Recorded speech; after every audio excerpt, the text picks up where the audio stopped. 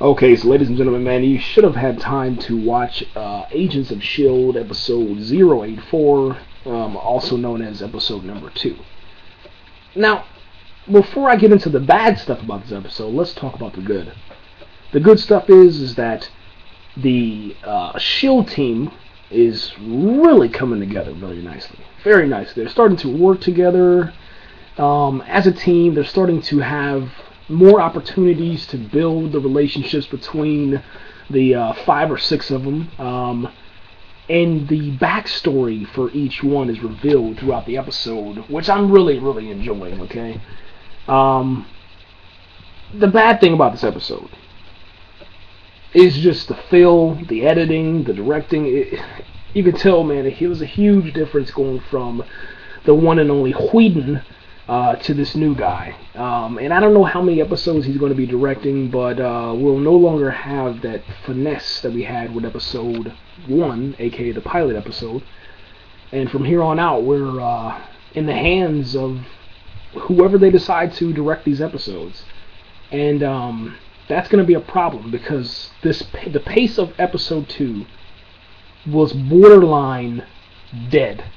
And what I mean by that is that the pulse was like beep, beep, beep.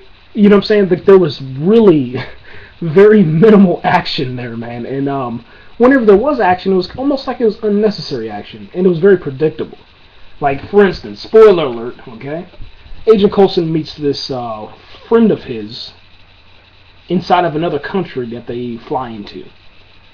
Immediately, you're like, okay, well, what is she doing here? And why didn't we hear about this before? And out of nowhere, you know, you can tell that, you know, Agent Coulson and this lady have a connection. First thing I thought of, I said, man, she's going to betray him, and it's going to happen in about probably 12 minutes. And it literally happened in about 12 minutes. Everything played out to where there was nowhere else for them to go except for Agent Coulson to invite her and her team onto the ship and fly out of there to safety. There was no other option. The only option was, hey, come with us, we can help you. You know, you can help us, we can join together. And you knew that was going to end badly. Number 2, the problem I had with it, the second problem. This 084, they didn't know what it was, okay? So 084 doesn't mean anything. Whenever they say it's a 084, it means, well, we don't know what it is. So let's just go check it out. And here's the problem I had with it. This new technology, and the technology that they had was just pretty much checking the blocks for Captain America. It was just a mention of Captain America.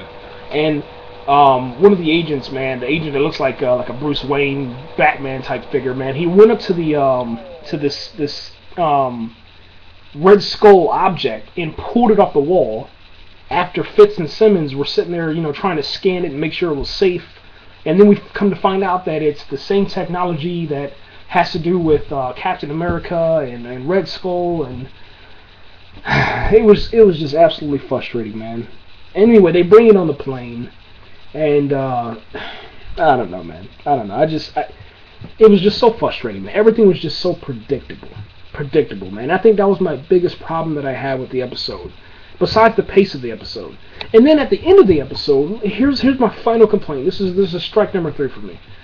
They had a cameo for Nick Fury, but Nick Fury didn't feel like Nick Fury. Nick Fury was more like Samuel L. Jackson dressed up in costume of Nick Fury, and it just didn't feel like Nick Fury. He was hostile. He was angry.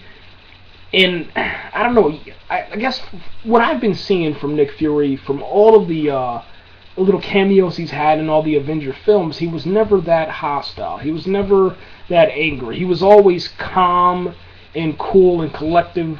You know, he raised his voice a little bit, but it was never to this extreme level that Samuel L. Jackson brought it. You know, it was out of character, totally out of character. And it still felt like a mini movie. It felt like, you know, we were watching the end credits of a movie, of a Marvel movie, but it was just so frustrating because I was like, you know, he came in there, he's like, well, why did you blow a hole in the side of the ship?